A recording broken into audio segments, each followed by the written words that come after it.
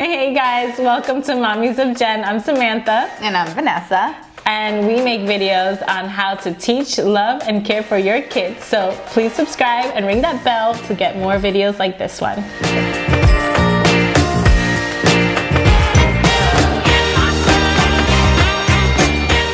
So today we're going to be talking about some of the ways that we can increase language development in children.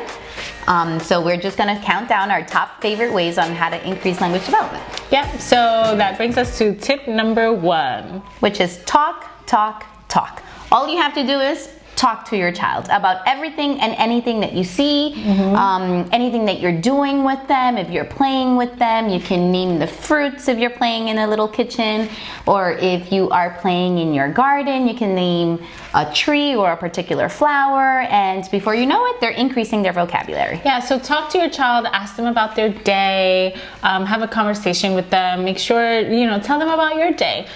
This dialogue is super important, even from the newborn stage. Ethan is 5 months old and I talk to him, he's my little buddy, so I talk to him about everything, and even ask him questions, even though I know I'm not gonna get an answer. You're not getting a reply from a 5-month-old, yeah. But he gets used to hearing my voice, and before you know it, he's babbling already, right? So just waiting for those first words. Yep, and I think that's actually very important that you mentioned that you start so young, because that is exactly what doctors recommend. We're experts in language development.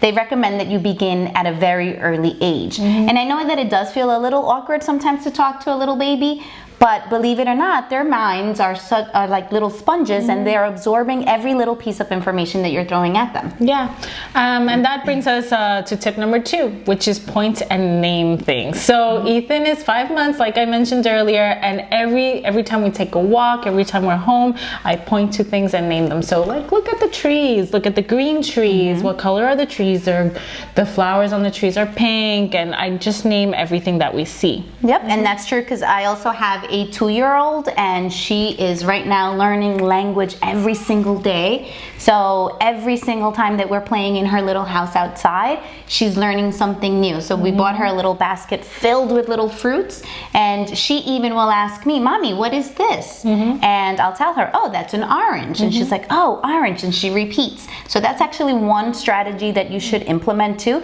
is having them repeat when they're in the toddler stage. But also, I think I was telling you a little earlier that last night I was gardening with my 7-year-old, and it was such a learning moment for him, because he was learning terms such as soil. He was learning the term fertilizer. He was naming specific flowers, what annuals and perennials are, and how some flowers are meant to keep insects away because of their scent. So believe it or not, they're building up so much prior knowledge that this is going to come in handy even when they are in school. Absolutely, and don't be afraid of big words, right? Yep. So if you're pointing and naming things, give them the actual name, right? Yep. Don't say this is a big word, so I'm not going to teach my child. Whatever you teach your child that word is, if you teach them the word perennial, they're going to know that word. Something that drives me crazy. Don't shy away from those big words. It drives me crazy when I hear my husband saying to my daughter, "Oh, look at that meow meow." I'm like, no, it's not a meow meow, it's a cat. Just teach the word. Cat, feline. There's no reason why your child can't learn the actual word, right? So don't be afraid of drives me crazy. Vocabulary words. Whatever you teach that child the word is, they'll learn the word. Good. So tip number 3 is actually sing to your child, and that can be anything. Obviously, starting with nursery rhymes, they're meant to increase vocabulary. So singing to them, singing together, when they're in the shower, when you're putting them to sleep. My daughter, again, she's 2. But right before we go to sleep, I guess because we sing so much, she'll give me her entire repertoire of all of the songs that she knows. Yeah, and they love it. They love it. Ethan starts dancing every time he hears Baby Shark. And he's from the infant stage. They love music, so it's a great way to build fluency, build vocabulary, and just language development. Yep. So that brings us to our fourth one, which is read to your child, and that's by far my favorite.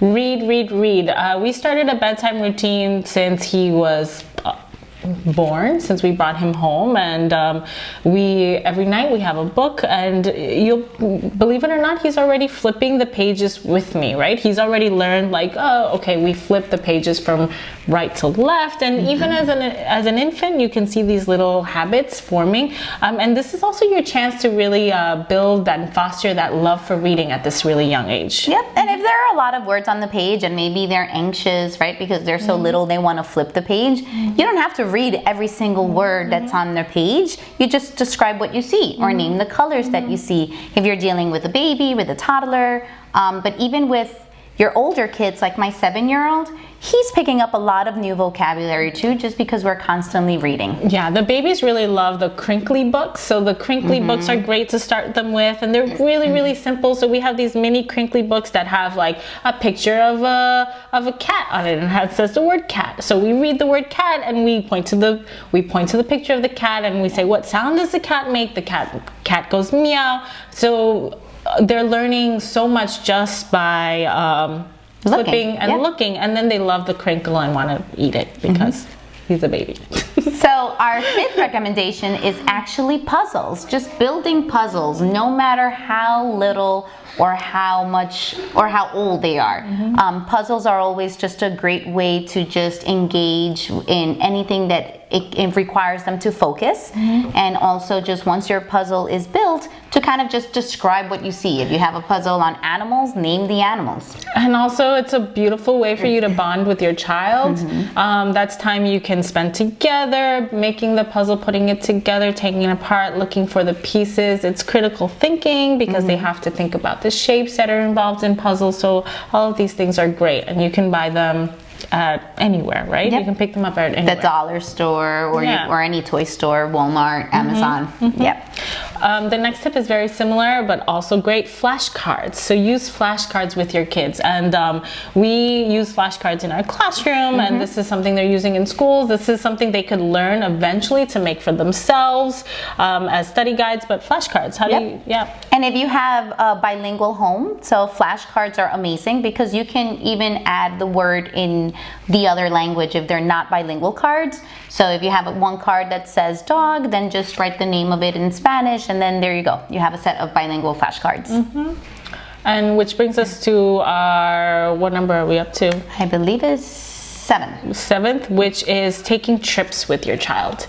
So trips are just fantastic ways for your child to learn in general, and specifically that language development. So I remember this is actually a personal story. So I remember when the moment I figured out that trips are the best way to learn language. I was actually learning Vietnamese in Vietnam for a summer trip, and we visited the museums, and it was at the museum where I could see things and point to things and talk to people, and just those trips was a great way for me to practice while I was learning a foreign language. So why not have that for a child learning their first language, right? Yep, and it also just makes that connection to some of the things that you do see in the books, right? We see a book talk about different animals. Well, you take your kid to the zoo, they're actually seeing it in person, and it makes that connection so much more meaningful.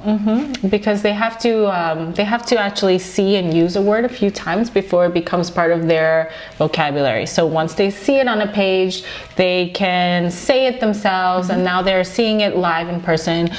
Just a great way to reinforce it, and again, more bonding time with you and your child, right? Yep. So that takes us to the next item on the list, which is setting up play dates. And play dates can be taking a trip, or it can just be a visit to your local park or anywhere you want to go. But play dates actually encourage language development because kids, especially when they're toddlers, they have to speak up. They have to defend themselves if somebody's taking away their toy. And so those are perfect teaching moments on how to appropriate wait time, right? Like when they're standing on line to go down the slide or anything like that. So all of that just requires a lot of language involved. Language use. So on those play dates is when they actually can flex those language muscles and use the language that they're learning and that you're practicing. So a great way is to set up dates. It could be in your house, it could be anywhere, right? So set up those play dates and get your kids using that language.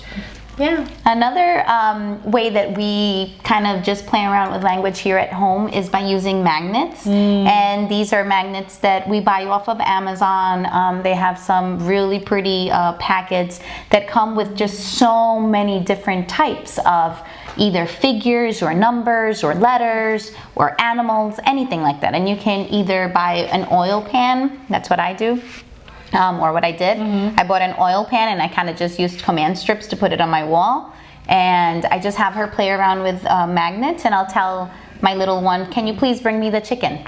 She has to go and find the chicken, and she has to bring back the chicken, and I'll ask her, can you say chicken? And she'll say chicken. And so you do this repeatedly with different items.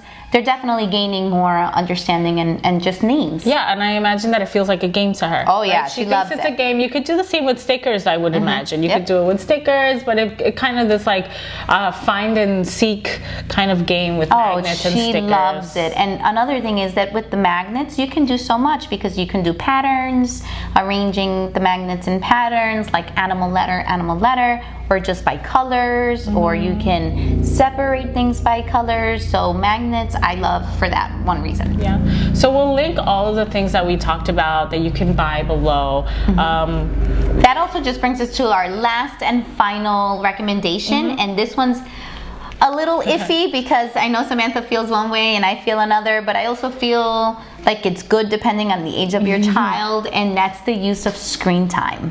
Yeah, so obviously our kids today are born into technology. It's not like when we were growing up where it just wasn't around. Our children, they were literally born into it. So I feel that why not teach our kids how to use it as a tool, right? So you teach them how to use it properly, and then they will be able to see the television, the iPad, the phone, not only as fun time, but also a way to learn. So using technology to learn, and there are great apps and great television programs that are especially targeted for language development.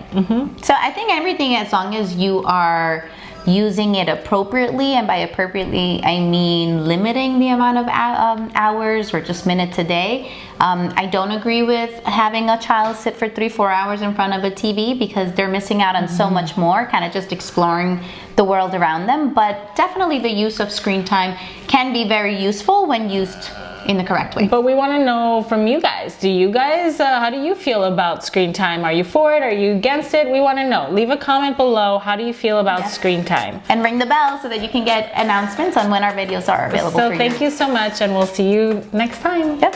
Bye.